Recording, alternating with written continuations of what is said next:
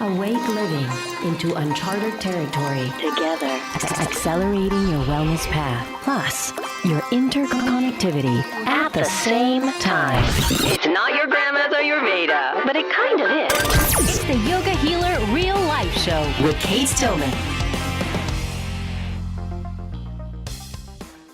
Hello, and welcome back to the Yoga Healer Real Life Show. This is Kate Stillman, your hostess, now recording from my new house in Alta, Wyoming. I'm on the couch looking at the Grand Teton and Grand Targhee, and my sweet new little kitty cat is here, who we picked up at the shelter last weekend. I think I'm naming him Duca because he's dirty. He's always dirty, and Duca means dirty space. He's absolutely adorable. He is the most well-adjusted, non-neurotic feline friend I have ever had, and that says a lot. All right, so on today's show, Anna Guest-Jelley is back. She's big into body acceptance, and I'm big into body thrive. So in this episode, we tease apart the levels and layers on the journey to deeply embodied living. For those who don't know Anna, she is the founder of Curvy Yoga and the author of Curvy Yoga, Love Yourself and Your Body a Little More Each Day. She and I have talked before on the show, but I was curious about what has happened since the last time we talked and about the growth of Curvy Yoga and their curriculum development and her life at the helm of a growing yoga organization. But more than that, it's really about body acceptance and how yoga works on beginners. And a lot of it's about my edge with body acceptance versus like body blessedness. So we get into all of that. Also, I'm going to share with you my new non-fried macaroon recipe, all in today's show. Stay tuned.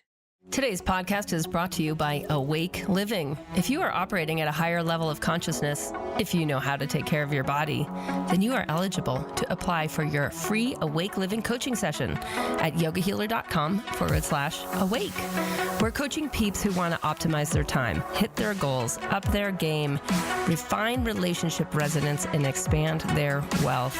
Check it out at yogahealer.com/awake. This offer is time limited, so act now. Awake living. Hack of the week. Recipes for food. Recipes for awake living. Yoga Healer. Recipe of the week. Okay, the recipe of the week this week, tahini coconut macaroons. These are a dehydrator treat. If you have an oven, it's cool how ovens now, you can set them to like 225. So if you don't have a dehydrator, you can use your oven on a low setting. I'm sure it'll be just fine. And so all I did is I took some coconut, some raw, shredded, dehydrated coconut that you buy in the store that's unsweetened, that doesn't have any sugar. And I took a big bag of it, probably over a pound, and I just lightly toasted it. And then I did that in a very low set oven. It maybe took 15 minutes, and it got slightly golden. And then poured that in a bowl with about, a good handful, half cup of tahini. And then I softened that up with just a little bit of vanilla extract, a little bit of maple syrup. And I took another handful of dates, soaked them, ground them up in my food processor, and tossed that in the mix. And then I start mixing it together. And then I taste it. Does it need a little cinnamon, a little nutmeg, a little cardamom? Just choose the flavors that you want. And maybe you don't want any of those flavors. Maybe you just want like a vanilla tahini style. And I added a little bit of coconut oil to soften it. And at that point, I was done. It tasted delicious. I mushed it into these balls that were kind of like a cross between a ball and something that could stand up. So it's like a ball with a flat bottom. And put them in the dehydrator for maybe 6 hours on 110. And that was that. Love them. The tahini flavor is so nice. It's a little bit like a halva Greek dessert taste to the raw coconut. So many of you know I'm experimenting with really increasing the fat in my diet as I've been doing the intermittent fasting, the 16-hour fasting, 8-hour feed time. I've been loving that. I've been loving drinking still a ton of green juice and increasing my fat. And I definitely noticed that even it's like the small amount of processed foods that were in my diet or sweet treats or whatnot that weren't quite so just straight up good oils and a little bit of sweet, that those are falling away. And I'm just, again, doing this for more mental capacity and clarity. And I notice that's working. All right, that's my recipe of the week. Experiment in your kitchen. Use your hands to measure. All right, on to my interview with Anna Guest-Jelley, founder of Curvy Yoga. Hello, I'm back with Anna Guest-Jelley. It's so fun to be back here with you. We were just saying how it seems like it was yesterday, but it's really been forever. Yeah, I'm so excited to be here. And you've released your book, Curvy Yoga, Love Yourself and Your Body a Little More Each Day. So it's interesting. Your whole path has been around helping people basically start to befriend themselves. And my path has more been getting people into thrive. And it's interesting how there's these different stages of this. But let's just talk a bit about, let's talk more about you and this whole body acceptance movement and your part in it. Yeah, with this book, I was really wanting to dig into how yoga and body acceptance come together, because asana was an important part of what I wanted to share in the book, but I'm a lot more interested in how yoga can really be a tool to support people in connecting with and learning from their bodies, because that's certainly been my own experience. So I wanted to make that really practical, because I feel like sometimes that can be in the realm of the esoteric, or kind of like, sure, I'd like to accept my body more, but how do I actually do that? And so that's what I wanted to dig into. And so with it, I'd love to hear just your experience of the stages and helping so many people and creating teacher training programs around Curvy Yoga, where teachers are helping other people become more embodied. I think it really starts with something that yoga gives us so clearly, which is a conversation with the body. So starting with those initial questions on the mat, where's your breath? What's happening with your foot in this pose? I personally came to yoga so disconnected from my body that I thought those questions were metaphors. Like, I didn't even think that was real, that anyone could feel that. And so offering those opportunities. Wait. What do you mean? Go into that more. Because So, to me, I'm like, what do you mean? yeah. So teachers would say, feel what's happening in your back foot, in your toes. And I could not feel that at all. So, sometimes yoga teachers do speak in metaphors. So I was just like, oh, everything yoga teachers say is poetic and it doesn't really mean anything in the real world. And it wasn't until really a few years later that I started to be able to really feel that. And then I was like, oh, there's a whole nother layer of things happening here that I wasn't aware of. So when they would say things like feel your breath, could you, and not just you, right? But then the hundreds of thousands of people you're working with, can you, what's the relationship with the breath at that phase where you were at?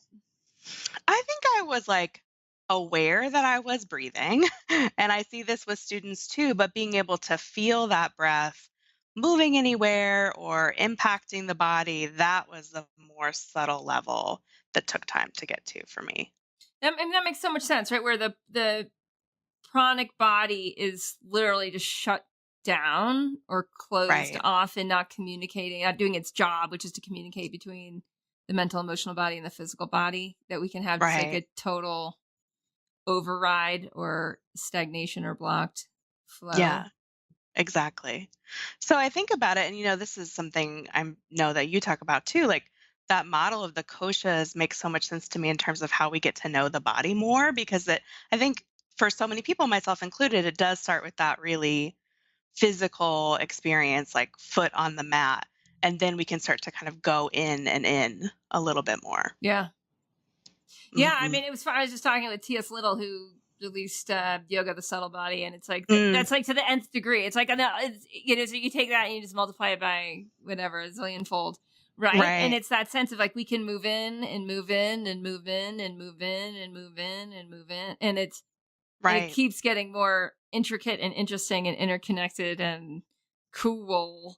Yeah. And I think that's such an important thing to talk about, especially when we're talking about body acceptance, because it's something where so many people come to it thinking I'm going to work on this for X amount of time, and then I will reach a very clear end point or destination, and then I'll be like, okay, great.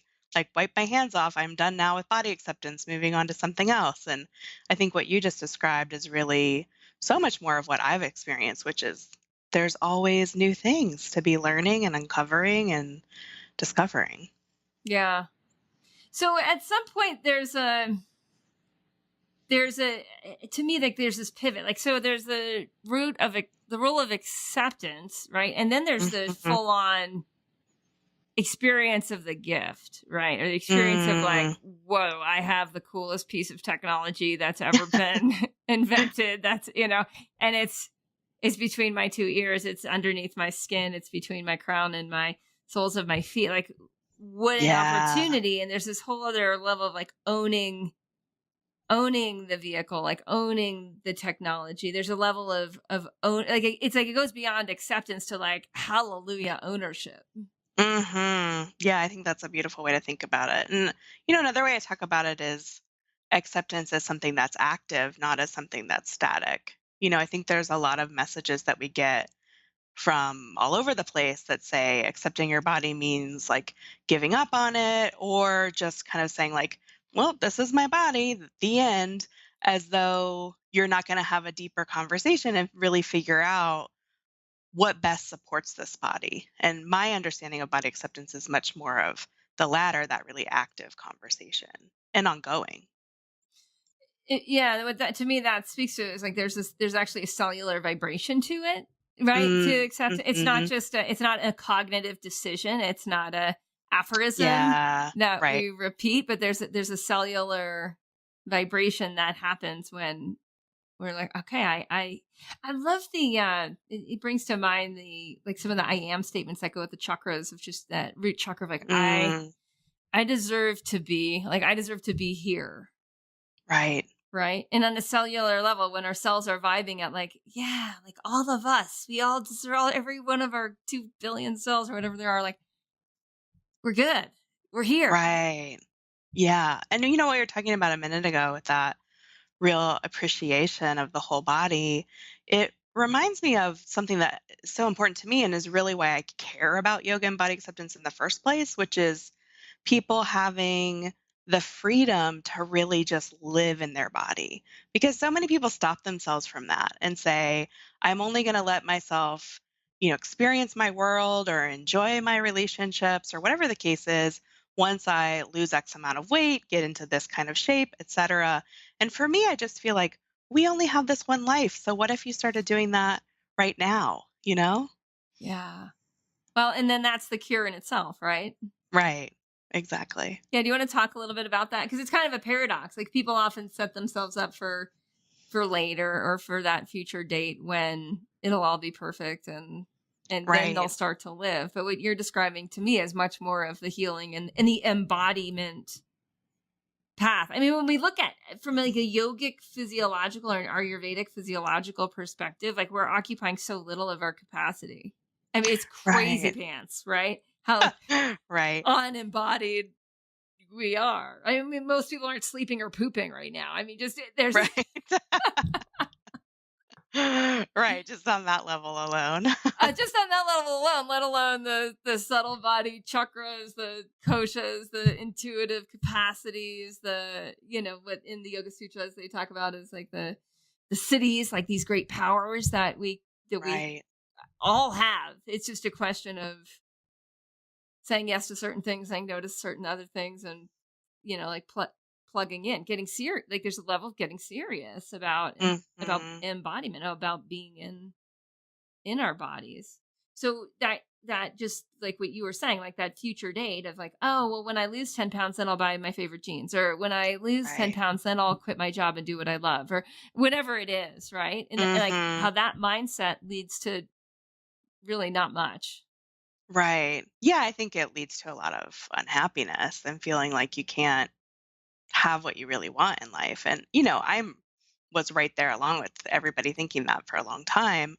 And what I have experienced is what I always thought I wanted from a diet or from losing weight was to finally just be like, I can just like exhale really and live in my body and enjoy it and do the things that I want to in my life. And I have found that that has come to me through body acceptance, which came to me through yoga in a way that I never expected that it would or could. Because anytime that I, maybe lost a little weight here or there on a diet, I didn't lose that weight and then suddenly have that perfect life that I thought I would. Because of course, like it wasn't tied to that. But it always feels like it would be. And anything like a diet promises that it will be. And so many people have had that experience.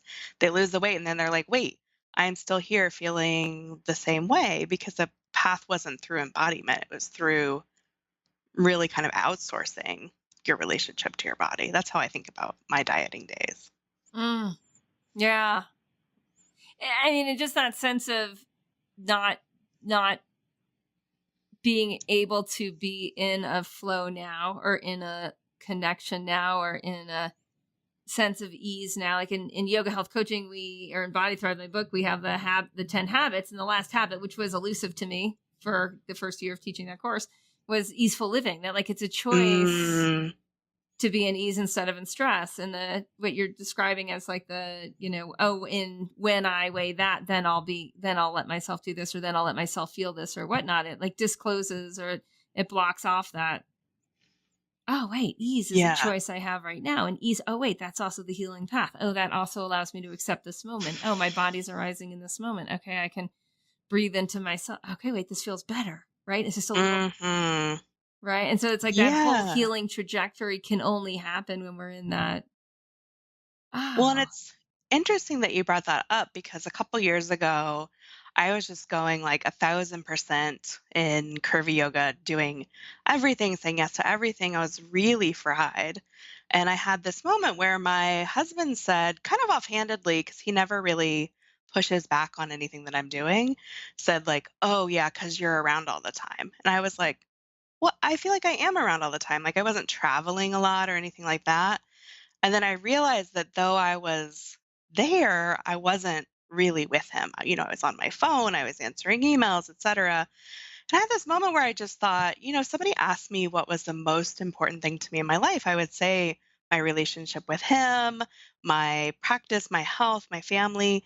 And when I looked at what I was prioritizing, it was none of those things. It was really just being so busy.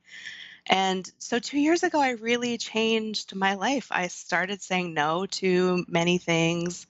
I really put a priority on my time and my space, and just having the ability to connect with people in my life who are most important to me. And that, I think, represents some of that evolution of the process that we've been talking about, because I never would have thought, oh, I'm going to slow down and that's going to make me happier and really be this kind of culmination of what I would now consider success.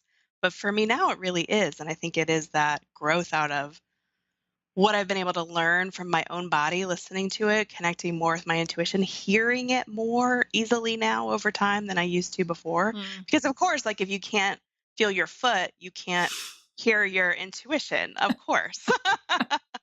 And so that's been a real path for me the past couple years, has been that prioritization of what is actually important to me in my life. Yeah, and that happens, right? Like it's like the two things can't be separate if we're on a yogic path. Right. Like we're going to experience. There's something that's so, to me, reassuring about these basic teachings from the yoga tradition, from Ayurveda, and really from most wisdom traditions. And one of them is just based on opposites, like polarity of like, go get like really, really, really super busy because it'll teach you how to be calm eventually. Right. And then go get super, super, super calm and chill and blissed out, because you'll actually upgrade your operating system, like what in Ayurveda we call ojas, right? You'll upgrade your immune integrity so that then you can handle more. Yeah. And then go like handle more, and then you'll pulse back. Like there's that like, there's a rhythm, and we get to build trust with, and that's part of this body acceptance, right? It's part of this sense of like going into Thrive, like, if I just keep honoring the experience that I'm having and seeing where it wants me to go next. Okay, I'm too busy. I want to get less busy. Okay, great. I'm going to just work on that tomorrow. Right. Yeah, I think the seasons, the rhythms, all of that has been a big part of what I've been talking about for a while now, because if we just bring it back to the body in terms of body acceptance, we were just talking about this. The body is always, always changing, but we want to think, there's one way I want my body to be. I'm going to get there. And even if I do get there, then I'm going to stay there forever. Like that's my goal. But that's obviously not how bodies work. And so such a big part of body acceptance, I think, is learning to ride those waves, so to speak, of how our bodies are always changing and being in that relationship with them. Mm. Yeah. And so do you find people people that come to you with as students, not as teachers, Hmm. who are, they've quote unquote tried everything. They're sort of at their wits' end. They might not want to have a surgery to reduce their weight, but they're wanting to experience what you're writing about and what you're talking about in your videos and your website and Right. right. And they come and then once they start to move in, like at what point, how long might it take someone to experience like I like, Mm, whoa, this is like, and this is where I go to this.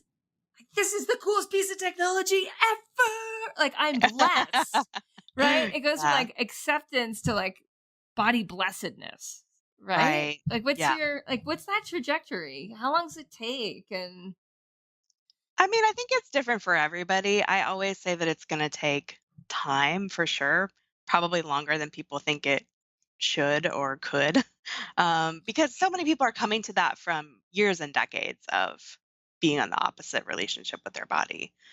But what's interesting is I think those little moments can slip in yeah, where they experience that in a pose or in a breath or whatever. And that just gives the glimpse of things that are possible that people didn't expect were possible. mm.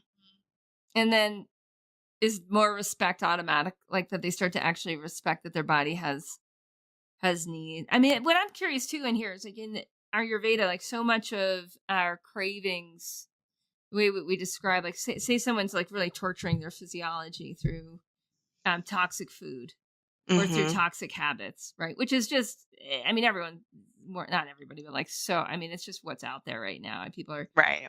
eating processed foods or eating junk. They're pouring soda or whatever down their rock star. Like, who the hell knows what's even in that stuff, right? We're like eating Yeah. chemicals and we expect ourselves to be able to get nutrition and function. We expect our emotions to be able to be calm and peaceful and neutral and happy and right, Hmm. and they're not. And like, there's Right. all this, and then there's like the habits of people eating way too late and staying up way too late and taking in way too much stimulation and right, like there's just sort of like a Yeah. train wreck going on in modern day culture. And it's just Mhm. I get that heart of it. It's like it's a habit by habit, day by day, micro choice by micro choice disrespect of Right. the technology of our physiology.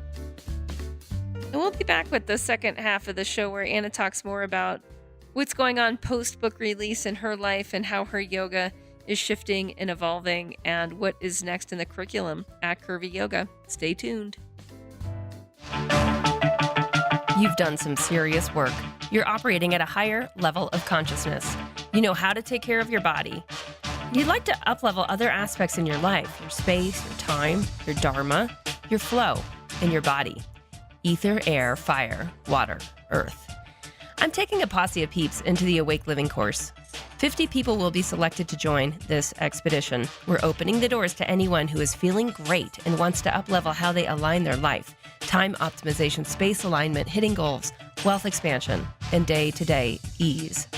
If you're interested in Awake Living, we have a super fun process for you to experience. Go to yogahealer.com/awake. Sign up for your free Awake Living coaching session.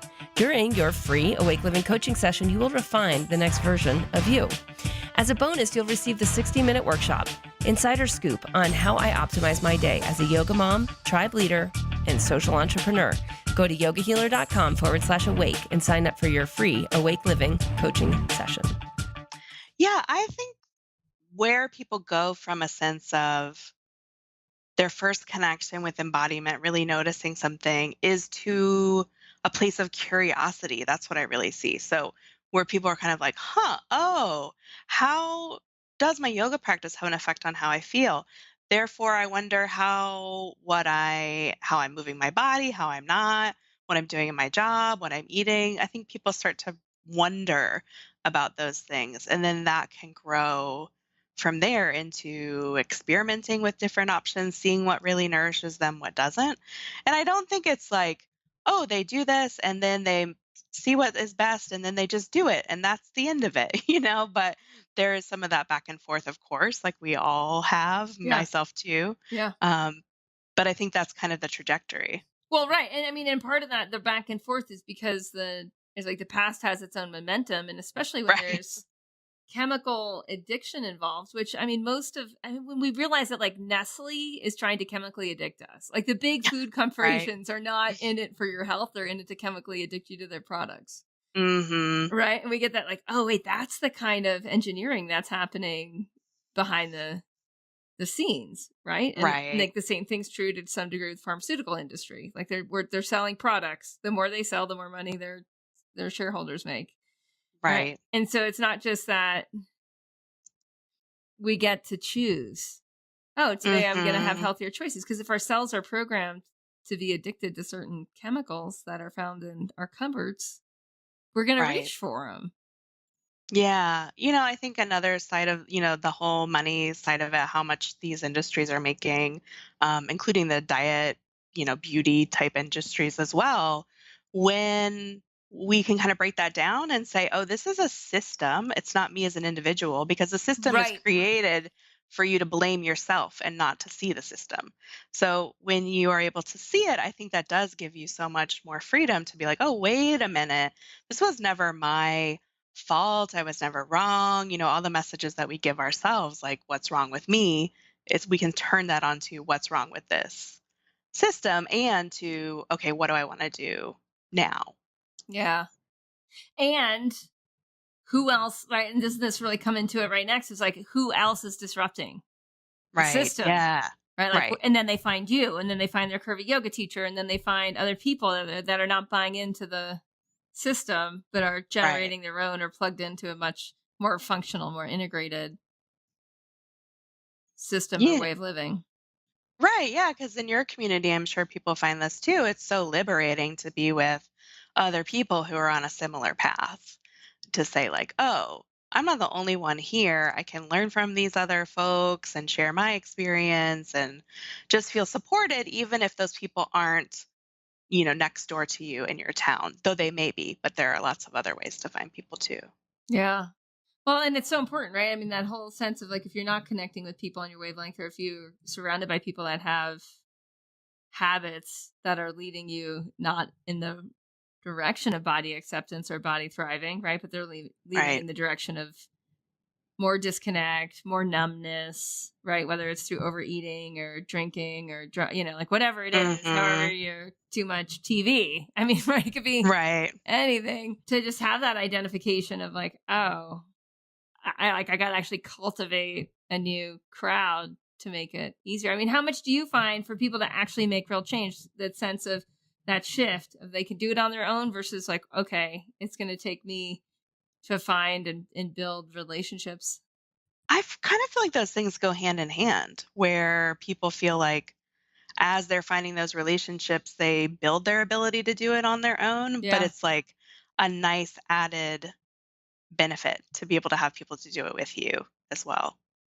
I'm going to go farther than that. Like, I actually think it's essential. Mm-hmm. Like, Yeah. I don't think people can do it on their own. And I agree that like it does go hand in hand.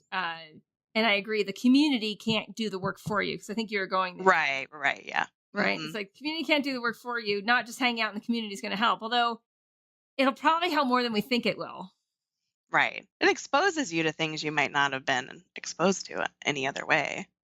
Yeah. And then you're bathing in a different vibration. You're bathing in a much Right. more aligned, elevated vibration. So there is some osmotic transference, right? Where you're just like, cool.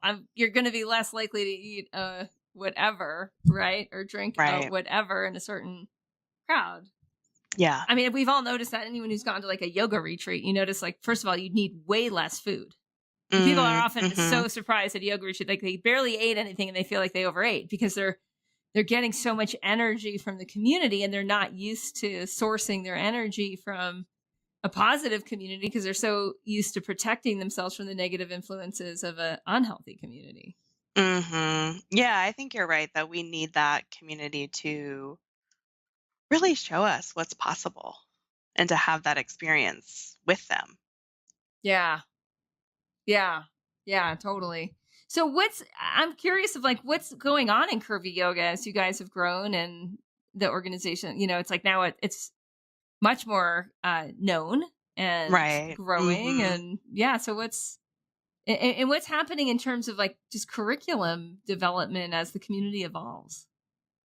So many of these conversations have come into the conversation and the curriculum over time where, I think Curvy Yoga really started where I wanted to share curvy pose options for poses to make the practice more accessible. And of course, that's still the cornerstone of what we're doing because that information, though it is more available than it has ever been, it's still not something that everybody is being exposed to in their yoga classes or that they see wherever, media online, etc. So that, of course, is still fundamental. But we are continuing to bring in these conversations about what does it really mean to accept your body? How do you do that? Having those conversations with each other and then through teacher training. So, the Curvy Yoga kind of has two threads, one for students and one for teachers, and that continues, but it feels like everything is growing in this direction of having even a broader conversation and offering resources around that. So one thing that we're doing this year, I have an online studio for people, is we're building in exactly what we've been talking about here, this kind of seasonal rhythm. So I felt like, I've been talking about this a lot. It's important to me. I feel like I also need to model it. So we're doing 3-4 month rotations through the year where the first 3 months there's content and the fourth month is a month of rest and integration to just kind of let people take the tools into their own life. So they don't hear from me during that month. And then we start again with a little different focus the second time of the year. So this is new. We're just about to get into the second round, but I'm really liking having the ability to not only talk about these things that are important, but also model that through what we're doing. Yeah, that's great to hear. I'm really glad. I mean, just from like the Ayurvedic practitioner in me is very happy to. I mean, I'm always surprised at how many yoga teacher training programs and just yoga studios don't access the power of the yogic lifestyle. That's always been part of it, but just didn't make it over the sea in the importation of yoga. Right. Yeah. Into an exercise culture. Like when we really get like, oh, right, we got the exercise components without getting the full picture. And it makes it so much easier. Body acceptance gets way easier when we realize we're a species that's yes. right on the planet and has its own rhythms. And it's so much less, like you were saying before, like it's so much less personal. Right. Right. Like our imbalance is like, oh, our culture's out of balance. Oh, no wonder. Now I don't have to take personal responsibility for the whole culture being out of balance. All I have to do is take responsibility for what I'm going to do tomorrow. Yeah. Now right. that I and know there's so what I much learned less today. self-blame in that when you are saying, oh, it's not, for so long I felt like I should be able to, do my yoga practice at this certain level of intensity and length of time every single day for, I don't know, the rest of my life. And taking this view of the ebbs and flows of life, I'm like, oh, of course that's not true. Like, of course there's times where have more energy or less energy, or you're more physically able to do something or less physically able to do something. And that is actually what has helped me to create a regular sustained yoga practice. That's something that I have fought with for so long because I was coming from that real, like almost prescription based perspective, which of course is baked through the exercise culture. And now when I let myself just be in the rhythm, I find, oh, now it feels so much more easeful to go back to what we talked about earlier, to have my practice, because some days it's a deep breath, some days it's an hour on the mat. Like it's just different every day. And when I let myself be okay with that, then it just all flows so much more simply. Yeah. Yeah. And then your intuition you're in communication and connection, honoring your intuition. So then your intuition gets stronger. I mean, right. It's like the whole Right. Yeah, package. exactly. All of a sudden you're like, oh. Yeah. And then you can make a better business decision if you have to, right? Because you are in touch with your intuition, you're in touch with your body, your breath, your Yeah, that's another perfect example of things where I was constantly looking outside of myself for information on my business. And of course, I think having resources for your business is good, many times, but there can come a time where you're like, almost desperate in that, like, let me just take another class or get another coach or whatever. And I was in that place for a while. And I feel like that's really slowed down. And by having the space in my schedule, like we talked about earlier, really honing that intuition, it feels like, oh, I know what's right for this business right now. Or, the place I'm in right now is I'm not really sure what's next, but I don't feel panicked about it. I just feel like whatever's next will come and I will know when that time comes. Yeah, the respect of the waiting, right? Of like Yeah, right. okay, unknown is good. That's part of the cycle too. Yeah, right. Like my book just came out. I don't have to have an answer for what's next 5 minutes later.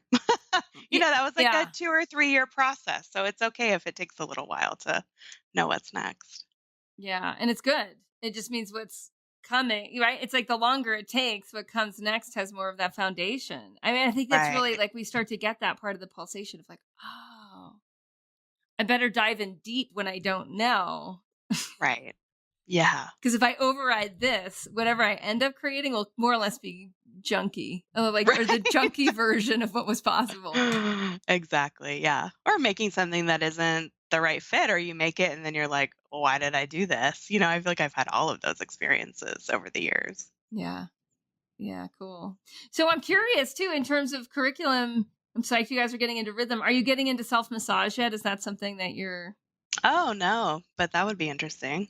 Well, the reason I bring it up is because with teaching the Body Thrive habits, we've just had, and now I think there's 150 yoga health coaches that are teaching these habits in their community. So we have a big, how Nice. it is. It's like the more people that are doing the same method, the more data Right. you have about like what's working. And we find like the number one habit with body acceptance, researched by the yoga health coaches globally, is self massage.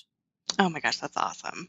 And often people can't do it at first. And actually, I had a Mhm. woman that she actually talks about. We'll link this to in the episode show notes with Grace Edison, because she talks about how on the show we did, how she had lost 80 pounds. Mhm. And went going through Body Thrive and yoga health coaching and whatnot, and was like really experiencing deeper and deeper levels of self acceptance. But that habit, she just couldn't. Mm. She was like, and it was hard because as a yoga health coach, like you got to live the habits. It's part of the method. And Right. she just was really feeling fraudulent in a way. And so she was down in Mexico visiting me, and I'm like, okay, like I disappeared and I come back out with the oil and I'm like, we're going to do it. We're going to do a group self-massage practice. And we did it. And that was like a turning point. It like opened a door. And now she's like, oh my God, this is the best habit, blah, blah, blah. But this is what we hear time and again, is that when there's these, I mean, if we look at self-acceptance and self-love as part of a trajectory, right? There's this disempowerment of self-care, right? Of being able Yeah. to own our own vehicle, to care for our own selves, and hands-on healing is like, it's the most basic thing. So if we even look at moms and babies, like moms and newborns, it's like the first practice. It doesn't matter if we're talking about Homo sapiens or felines or canines or, right? It doesn't matter the species. There's massage first. Like the first, it's like there's that skin to skin contact, and then there's rubbing, or in the animal kingdom, it's a lot of licking. But it creates, luckily we can use our hands, but it calms the nervous system. Yeah. Right. And it's like, oh, it's soothing. It's like, even just like that endorphin release from just like massaging your leg. Anyone who's listening, just like massage anything, grab a hand, and you start to feel that level of connection. So I would love to, if you guys experiment with that, I'd love to hear back on what goes down. And people can start with a brush if they don't want to use their hands. They can start with clothes on and hands over clothes if they don't, because it can be really hard for people to get into skin to skin contact. That can be an evolution. And then using oil can be a whole other level of evolution. But to see again, like just the stages of my hands are designed to take care of my body. Right. Yeah, I see a side of that with the pose options that we do for making space for the belly, etc., because people are told so often, don't even acknowledge that your belly exists, much less touch it, move it, etc. So in class, when I'm like, oh, just grab your belly and move it over here, there can definitely be people who are, one, so excited about that, but two, like, oh my gosh, what? Like, you want me to touch this belly and move it. And so I definitely can relate to what you're saying from that side of things, where I see people become increasingly comfortable with that over time. And then it gets to the point of like, yes, I'm definitely going to do this. This feels so much better in this pose. I feel like I can be where I need to be. I feel comfortable. I can breathe, all things that make it a much more enjoyable experience. Yeah. Mm-hmm. Yeah, that sense of like, oh, I can, if I do this, I feel better. Like, right. And like at the core of it, it's just, oh. And then there's that next component of it is like, I can sculpt myself. Like I can shape my reality with my own hands, which we learned that on the mat too, right? Like we learned like, oh, I can sculpt the way my prana, just go back to the beginning of like unlocking that prana body, unlocking that energy body. And as we do, we get, intuition starts to be able to filter through the physical. But there's that sense of like, oh, I can shape my reality even with my breath, with my hands, with the practices I do. Yeah. And really acknowledge your wholeness in that experience. Yeah. Say more about that. I'd love to just close with you talking a little bit about as people become more whole. I think especially when we're talking about body acceptance, there's so much of the body that we get disconnected from, that we leave out of our awareness. And there are many different reasons for that, whether that's messages we receive, trauma, there's so many different layers there. But when we can start to bring the whole body back into our awareness, we can relate to it, whether through touch or breath or, just attention, that can really lead to what we were talking about earlier, that path of, oh, this is what's possible in my life. This is what I want. This is what's important to me. And making those choices, even if people around you aren't supporting those choices, that you are getting to say, I get to live my life in this body and I get to do it on my own terms. Yeah. Amen to that. Yeah. Well, Anne, it's been such a pleasure, and I'm so happy to hear that you're in the unknowing phase of what's next, and that your book's been amazing for people. And congratulations. Thank you. Thanks for having me. I hope you listen in this Thursday to the Dharma in Dollar show here on the Yoga Healer Station with me and Nora Franco. I hired Nora back in February to help me run Yoga Healer, to help at the highest level, have a thinking partner, have a team manager, a team leader. And this conversation is so absolutely packed with inspirational leadership management techniques, with how to be a good persuasion artist, how to get people on the same page, whether you're just doing this in your family, in your local community, or you actually are working with a team, or you're working remotely with a team. If you're interested in any of that, you are going to love this Thursday with Nora Franco. Yoga Healer Real Life Show with Kate Stillman. Yoga Healer.